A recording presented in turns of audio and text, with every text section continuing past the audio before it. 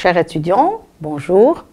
Aujourd'hui, on va faire les travaux dirigés concernant le cours des séries numériques. Alors, j'ai proposé des exercices concernant des séries géométriques, des séries télescopiques et aussi deux exercices qui concernent des séries numériques à terme positive et un exercice qui va concerner des séries numériques à terme de signe quelconque, de type des séries absolument convergentes et des séries alternées. Alors, le premier exercice, montrer que les séries suivantes sont convergentes, calculer leur somme. Alors, étudiants, faites attention ici, quand je dis étudier la convergence d'une série et calculer leur somme, ça veut dire ici, on va étudier la convergence de la somme partielle. Alors, la première série, c'est sigma 2 à la puissance n sur 3n moins 2. La deuxième, moins 1 à la puissance n, 1 sur 2, 2n. Et la troisième, 2n plus 3 sur n plus 1 carré, n plus 2 au carré. Donc, on va voir, est-ce qu'on peut étudier ces séries en utilisant leur somme partielle. Alors, pour la nature de la première série, on réécrit 2n sur 3n moins 2 sous la forme de 9, 2 sur 3 à la puissance n, ça veut dire qu'on se ramène à une série géométrique. Une série géométrique est de la forme sigma a à la puissance n.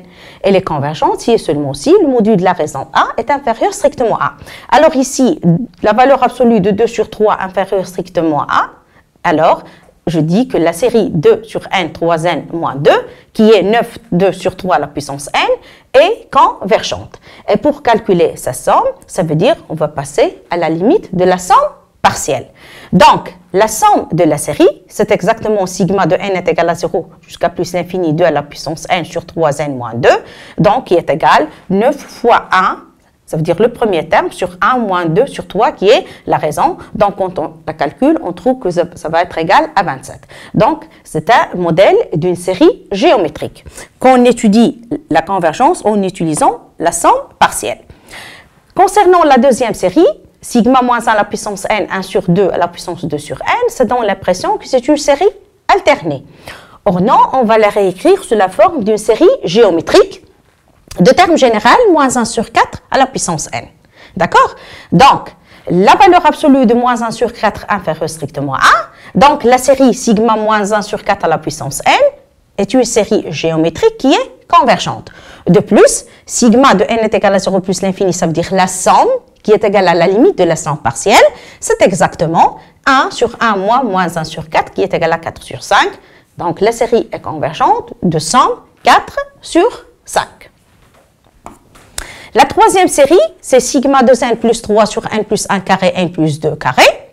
Alors, ce n'est pas une série géométrique, mais je peux réécrire le terme général sous la forme suivante. Ça veut dire que je fais une décomposition en éléments simples. Donc, un, ça décale à n plus 1 au carré, moins 1 sur n plus 2 carré. Donc, je pose Vn, ça décale à 1 sur n plus 1 carré. Et donc, on remarque que Un, ça décale à Vn moins Vn plus 1. D'accord? Vn, ça décale à 1 sur n plus 1 carré. Et Vn plus 1, ça décale à 1 sur n plus 2 carré. Donc, on s'est ramené à une série télescopique. Une série télescopique, ça veut dire qu'elle est de la forme sigma Vn moins Vn plus 1 ou bien Vn sigma Vn plus 1 moins Vn. Donc, on sait que cette région télescopique est convergente si et seulement si la suite Vn est convergente. Donc, la somme partielle, Sn, qui est égale à sigma de uk de k est égal à 0 jusqu'à n, qui est égal à sigma de Vk moins Vk plus 1, qui est égal à V0 moins Vn plus 1. Donc, si Vn est convergente, alors la somme partielle sera convergente. Donc, la limite de Vn égale à 0. Par la suite, la limite de la somme partielle est égale à V0 qui est égal à A. Donc, la série télescopique est convergente et sa somme est égale à exactement la limite de la somme partielle qu'on a trouvée qui est égale à A. Donc, chers étudiants, les deux types de séries qu'on a vues, des séries géométriques et des séries télescopiques, on peut étudier leur nature en utilisant leur somme partielle. Ça veut dire qu'on trouve leur somme partielle explicitement. Maintenant, le deuxième exercice qui concerne des séries à terme positif. Et ici, on va utiliser des principes de comparaison. Je vous rappelle que dans le cours, on a vu que pour des séries à terme positif, en plus de l'étude de la somme partielle, on peut utiliser des principes de comparaison ou bien des critères de convergence. Dans cet exercice, on va appliquer un principe de comparaison. Donc, voici l'énoncé. Soit UN une suite réelle positive et Vn la suite définie par Vn est égal à Un sur 1 plus Un. Alors, on va montrer que les deux séries sigma UN et sigma Vn sont de même nature.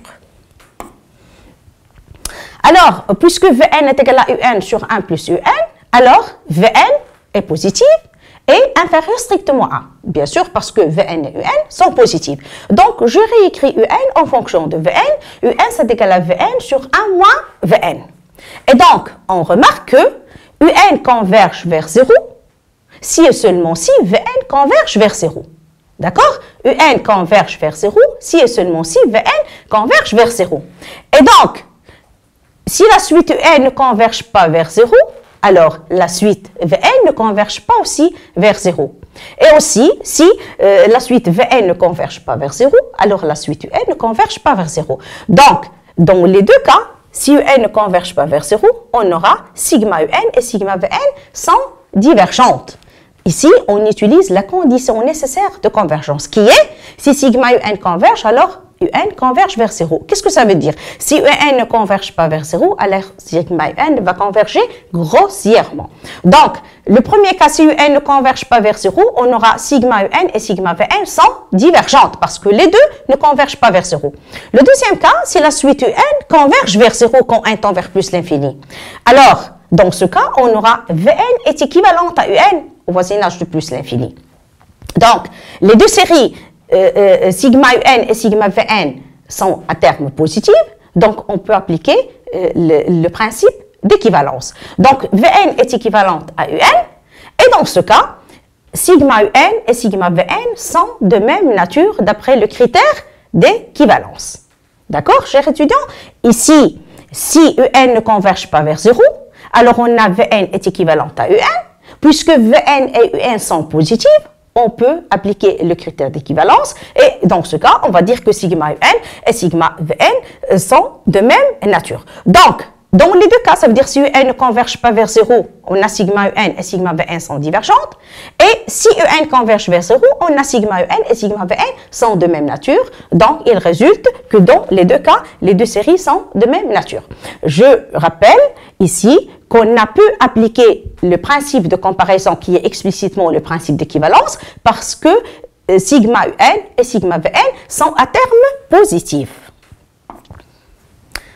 Alors, un troisième exercice, on va étudier la nature des séries en utilisant les critères de convergence. Alors, les critères qu'on a vus dans le cours, par exemple le critère de D'Alembert, le critère de Cauchy et le critère de Riemann.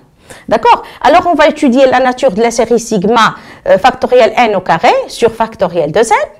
Deuxièmement, la nature de la série sigma 1 plus x sur n à la puissance moins n au carré.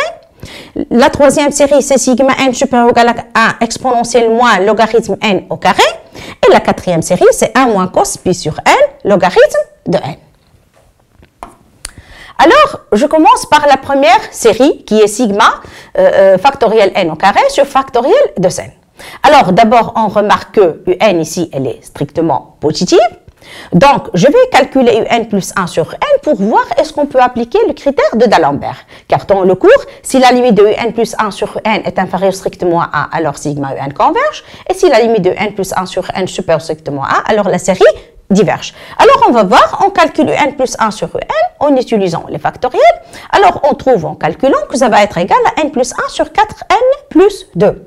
Donc, la limite de n plus 1 sur n, c'est égal à 1 sur 4 qui est inférieur strictement à 1. Par suite, d'après la règle de D'Alembert qu'on a vue dans le cours, sigma n, elle est convergente. Ici, on a pu appliquer la règle de D'Alembert parce que ici, n est supérieur strictement à 0 et un plus 1 sur n admet une limite finie qui est inférieure strictement à 1. Alors maintenant, pour étudier la série sigma n supérieur ou égal à 1 plus x sur n à la puissance moins n au carré, avec x qui appartient à R, alors qu'est-ce qu'on fait? D'abord, on remarque que c'est une série à terme positif à partir d'un certain rang. Je répète qu'on ne peut pas appliquer un critère de convergence sans s'assurer que la série a un terme général qui garde un signe constant. Alors on pose un, c'est égal à 1 plus x sur n à la puissance moins n au carré. Et donc, je vais essayer de voir est-ce qu'on peut appliquer, par exemple, le critère de Cauchy. Le critère de Cauchy, ça veut dire on calcule la racine nième de un, qui est égale à un à la puissance 1 sur n, qui est égal à 1 plus x sur n à la puissance moins sur n. Je réécris cette expression sous la forme d'exponentielle, ça veut dire exponentielle moins n logarithme 1 plus x sur n, qui est égal à exactement exponentielle moins x logarithme 1 plus x sur n. Et on va voir la limite de la racine nième de un, ça va être égal à quoi? Alors, on a la limite de x sur n, c'est égal à 0 quand n tend vers plus l'infini. Donc, la limite de logarithme 1 plus x sur n, c'est égal à 1. Parce qu'en général, ln 1 plus y est équivalent à y au voisinage de 0. Ici, le y, c'est exactement x sur n qui tend vers 0. Donc, le logarithme 1 plus x sur n, il est équivalent à x sur n au voisinage de plus l'infini. Et donc, la limite de racine nième de un, c'est égal à exponentielle moins x. Alors, pour que la série sigma un soit convergente, alors il faut comparer exponentielle moins x avec 1. Ça veut dire qu'il faut que exponentielle moins x soit inférieure strictement à 1. Et pour qu'elle soit divergente, il faut que exponentielle moins x soit supérieure strictement à 1. Donc, d'après la règle de Cauchy, si x est supérieur strictement à 0, c'est-à-dire exponentielle moins x inférieure strictement à 1, la série sigma un est convergente. Parce que la limite de la racine nième de un est inférieure strictement à 1. Et si x inférieur strictement à 0, c'est-à-dire exponentielle moins x est supérieur strictement à 1, la série sigma un est divergente parce que la limite de la racine nième de un va être supérieure strictement à 1. Bien sûr, dans le cas où x est égal à 0, alors un est égal à explicitement à 1, ça veut dire que c'est une suite qui est constante, elle ne converge pas vers 0, et donc sigma un est divergente. Ça veut dire ici, on a utilisé la condition nécessaire de convergente. Un est égal à 1, ne converge pas vers 0, donc sigma un est divergente grossièrement. Alors, maintenant pour la série exponentielle moins ln logarithme n au carré. Alors d'abord, il faut s'assurer que c'est une série qui a un signe, dont le terme général a un signe constant. Donc c'est une série à terme positif. Alors ici, je vais essayer d'appliquer la règle de Riemann. Alors, je vous rappelle comment on applique la règle de Riemann. Alors, vous avez par exemple sigma un avec un positif. Alors, qu'est-ce qu'on fait? On multiplie par n à la puissance alpha. Alors, si on arrive à démontrer que la limite de n alpha un est finie avec alpha supérieur strictement à 1, alors sigma un, elle est convergente. D'accord? Et si la limite de n alpha un est différente de 0, ou bien c'est égal à plus l'infini avec alpha inférieur strictement à 1, alors la série, comment elle est? Elle est alpha inférieur à 1, alors la série, comment elle est? Elle est divergente. La même chose dans le cas où la limite de n alpha un est égale à différent de 0, ou bien est égal à plus l'infini avec alpha est égal à 1. D'accord? Donc, la convergence d'une série en appliquant le critère de Riemann est dans le cas où alpha supérieur à 1 avec la limite de n alpha un est finie. Et dans le cas où alpha inférieur ou égal à 1, la limite de n alpha un est égale à plus l'infini ou bien différent de 0, ça veut dire ici dans ce cas supérieur strictement à 0 puisque un est positif, alors dans ce cas, la série, elle est divergente. Donc, on va voir. Ici, je vais multiplier par n à la puissance alpha avec alpha est égal à 2. Ça veut dire, alpha ici, il est supérieur strictement à 1. Donc, n au carré exponentiellement logarithme de n au carré, c'est égal à exponentielle 2 logarithme de n. N au carré, c'est exponentielle 2 logarithme de n, moins logarithme de n au carré, qui est égal exponentielle logarithme de n fois 2 moins logarithme de n. Et je passe à la limite. Quand n tend vers plus l'infini, 2 moins logarithme de n, ça va tendre vers moins l'infini, fois plus l'infini, puisque logarithme de n tend vers plus l'infini, alors vous aurez la limite de n au carré exponentielle moins le logarithme de n au carré, c'est égal à 0, parce que la limite de exponentielle moins l'infini, c'est égal à 0. Alors, d'après la règle de Riemann, la série exponentielle moins logarithme de n au carré, elle est convergente. Pourquoi? Parce qu'on a multiplié par n alpha, avec alpha supérieur strictement à 1. Ici, j'ai pris alpha est égal à 2. Donc, la limite de n alpha exponentielle moins ln au carré est finie, avec 2 supérieur strictement à 1. Donc, d'après la règle de Riemann, la série, elle est convergente. Donc, à chaque fois, il faut chercher le critère adéquat pour étudier la nature d'une série. Mais ici, c'est une série à terme positif. Alors maintenant, on va étudier la nature de la série 1 sigma 1 moins cos sinus pi sur n fois le logarithme de n. Alors, comme vous savez, cos, alors ici, on va chercher un équivalent de 1 moins cos pi sur n logarithme de n, bien sûr en utilisant le fait que 1 moins cosinus de x, il est équivalent à x au carré sur 2 au voisinage de 0. Ici, pi sur n converge vers 0 quand n tend vers plus l'infini, donc 1 moins cosinus pi sur n est équivalente à pi au carré sur 2n au carré. Je répète, ici, j'ai utilisé le fait que 1 moins cosinus de x est équivalente à x au carré sur 2. Au voisinage de 0. Donc, 1 moins cosinus pi sur n, logarithme de n, va être équivalente au voisinage de plus l'infini à pi au carré sur 2n au carré, logarithme de n.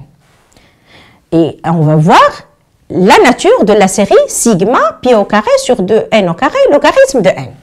Alors, pour étudier la série sigma pi sur 2n au carré log de n, je vais appliquer par exemple, la règle de Riemann.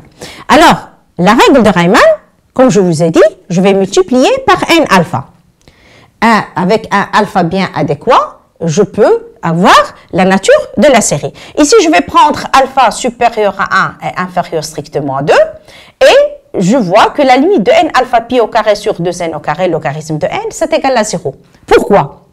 Parce que ici, n alpha moins 2 logarithme de n, c'est tend vers 0. C'est pour ça qu'on a alpha inférieur strictement à 2. Et on a imposé alpha supérieur à 1 pour pouvoir appliquer le critère de Riemann. Donc, je répète, ici, alpha supérieur à 1, c'est pour appliquer le critère de Riemann, et alpha inférieur strictement à 2 pour avoir une limite qui est finie. Donc, on a la limite de n alpha fois sa suite est une limite finie, avec alpha supérieur strictement à 1. Donc, d'après la règle de Riemann, la série sigma pi au carré sur 2n au carré logarithme de n est convergente.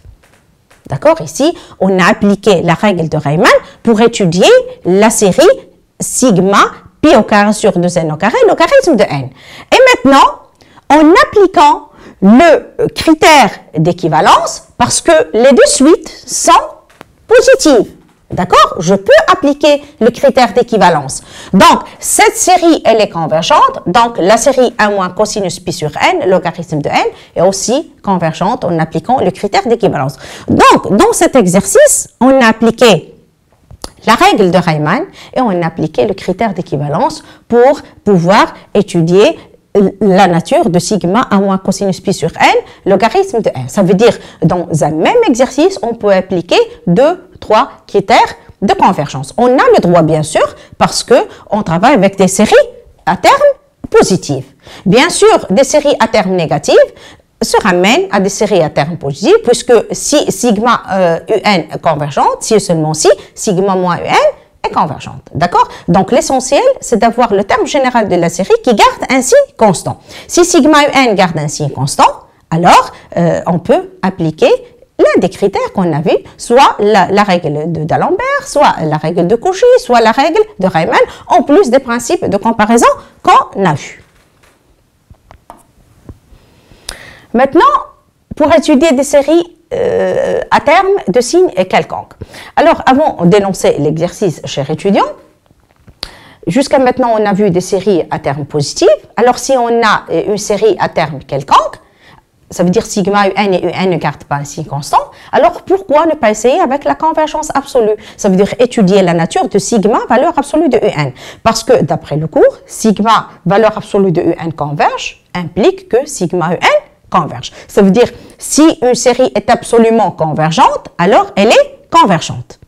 Et pour étudier sigma valeur absolue de UN, on peut appliquer plusieurs méthodes. Soit on applique par exemple les critères de comparaison ou bien les critères de convergence qu'on a vus. Ça veut dire qu'il y a plusieurs types, soit avec la somme partielle, soit avec le principe de comparaison, soit avec le principe d'équivalence, soit avec la règle de D'Alembert, soit avec la règle de Cauchy, soit avec la règle de Riemann, parce que valeur absolue de UN est positive. Et si on arrive à démontrer par l'une des méthodes que sigma valeur absolue de UN est convergente, alors on aura sigma UN est convergente. C'est l'intérêt d'étudier la convergence absolue. Mais je ne peux pas dire que si sigma UN est convergente, alors elle est absolument convergente. La réciproque, elle est fausse. D'accord? Donc, dans le cas où sigma UN converge et ne converge pas, n'est pas absolument convergente, alors on dit que c'est une série qui est semi-convergente.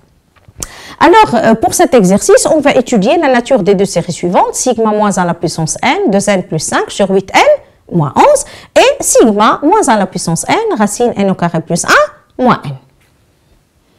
Alors, je vais commencer par la première série. Alors, on a 2n plus 5 sur 8n moins 11 est positif pour tout n supérieur ou égal à 2. Donc, je peux dire que sigma moins 1 à la puissance n, 2n plus 5 sur 8n moins 11 est une série alternée. Qu'est-ce que ça veut dire une série alternée? Par exemple, sigma un est une série alternée. Ça veut dire un, elle est de la forme moins 1 à la puissance n à n avec an positive. Donc, ici, c'est une série alternée. Alors, comme on a vu dans le cours, pour des séries alternées, on peut étudier leur nature en utilisant soit la convergence absolue, soit le critère spécial des séries alternées. Alors ici, je vais essayer par la convergence absolue. Donc, je calcule la valeur absolue de moins 1 à la puissance n, 2n plus 5 sur 8n moins 11, qui est égal à 2n plus 5 sur 8n moins 11, puisqu'elle est positive, pour n supérieur ou égal à 2.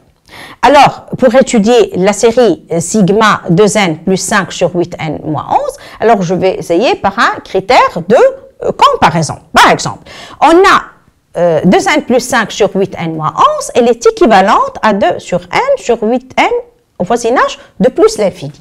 Ça veut dire que c'est égal à 2 sur 8 à la puissance n. Donc, on a cherché un équivalent de la forme un terme général de la série géométrique. Alors, sigma 2 sur 8 à la puissance n, c'est une série géométrique convergente, parce que la valeur absolue de 2 sur 8 inférieure strictement à 1. Donc, l'équivalent ici, sigma 2 sur 8 à la puissance n, est une série qui est convergente, et donc, son équivalent, qui est sigma 2n plus 5 sur 8n moins 11, est une série aussi convergente. Ici, on a le droit d'appliquer le critère d'équivalence parce que les deux suites sont positives.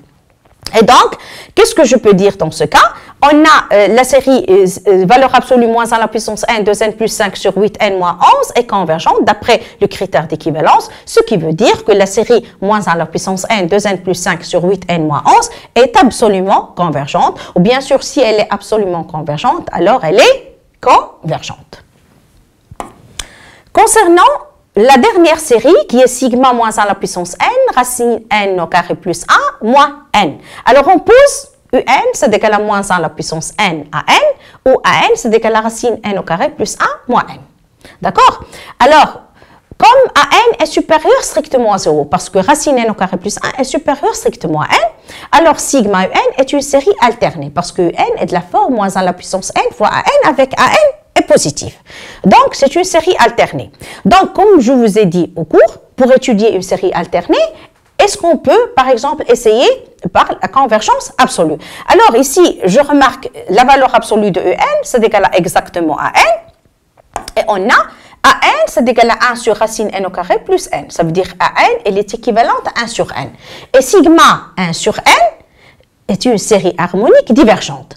Donc ici, je peux dire que cette série alternée, elle n'est pas absolument convergente. Ça veut dire ici, la convergence absolue ne marche pas. D'accord? Si je fais sigma, valeur absolue moins 1 à la puissance n, racine n au carré plus 1 moins n, elle est divergente. Pourquoi? Parce que sa valeur absolue, elle est équivalente à 1 sur n, et sigma 1 sur n, c'est une série harmonique qui est divergente. Donc, je vais essayer par le critère spécial des séries alternées.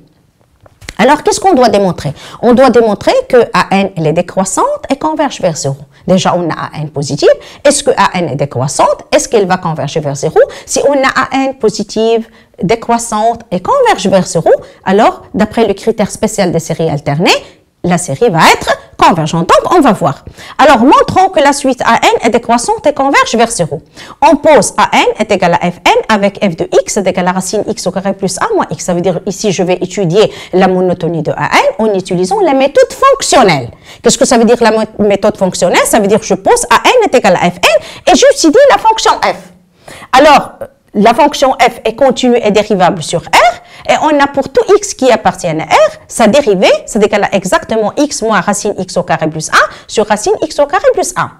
Refaites les calculs, s'il vous plaît, chers étudiants. Sa dérivée, c'est égal à ceci. Donc, f' de x, elle est inférieure strictement à 0.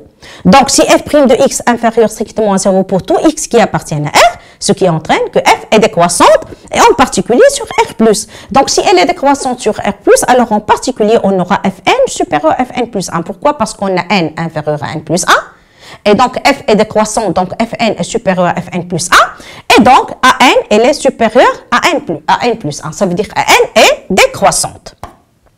Donc, la suite an est décroissante parce que an est supérieur à n plus 1.